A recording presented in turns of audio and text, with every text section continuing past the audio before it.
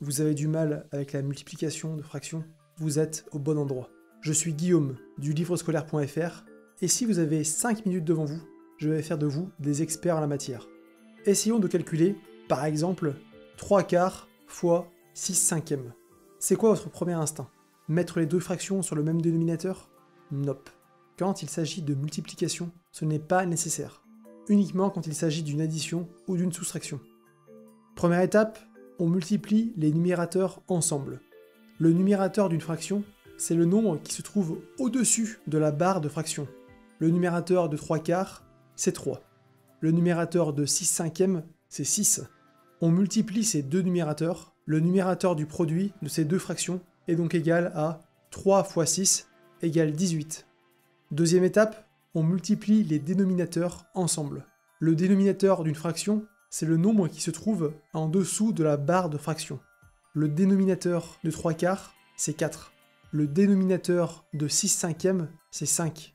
On multiplie ces deux dénominateurs. Le dénominateur du produit de ces deux fractions est donc égal à 4 fois 5 égale 20. Troisième étape, on simplifie le plus possible la fraction obtenue. Grâce aux deux étapes précédentes, on sait que 3/4 fois 6/5 est égal à 18 sur 20. On pourrait s'arrêter là, mais est-ce que cette fraction ne pourrait pas s'écrire un peu plus simplement? Est-ce que vous voyez un nombre qui peut diviser à la fois le numérateur et le dénominateur?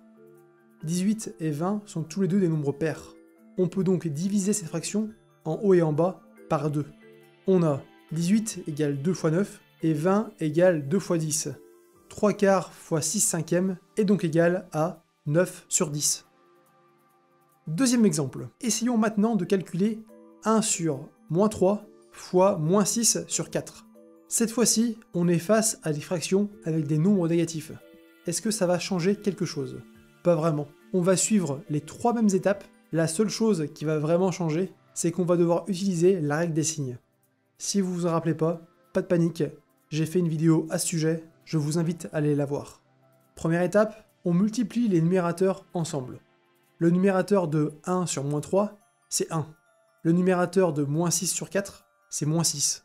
Le numérateur du produit de ces deux fractions est donc égal à 1 fois moins 6, c'est-à-dire moins 6. Deuxième étape, on multiplie les dénominateurs ensemble. Le dénominateur de 1 sur moins 3, c'est moins 3. Le dénominateur de moins 6 sur 4, c'est 4.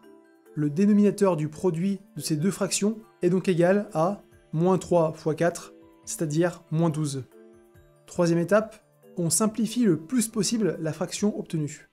Grâce aux deux étapes précédentes, on sait que 1 sur moins 3 fois moins 6 sur 4 est égal à moins 6 sur moins 12. Est-ce qu'on peut simplifier cette fraction? Est-ce que vous voyez un nombre qui peut diviser le numérateur et le dénominateur? Moins 6 et moins 12 sont tous les deux divisibles par moins 6. On a moins 6 égale moins 6 fois 1 et moins 12 égale moins 6 fois 2.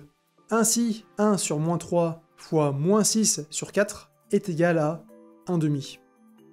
Allez, un troisième petit exemple. Essayons d'effectuer le produit 4 fois 3/5. C'est un peu de la triche là, vous trouvez pas? 4 c'est même pas une fraction. Le secret c'est de commencer par écrire le nombre 4 sous la forme d'une fraction. 4 ça peut s'écrire tout simplement 4 sur 1. Et on retombe, comme vous le voyez, sur une multiplication de deux fractions. On va donc procéder exactement comme dans les deux exemples précédents. Première étape, on multiplie les numérateurs ensemble. Le numérateur de 4 sur 1, c'est 4. Le numérateur de 3/5, c'est 3. On multiplie ces deux numérateurs, le numérateur du produit de ces deux fractions est donc égal à 4 fois 3, c'est-à-dire 12.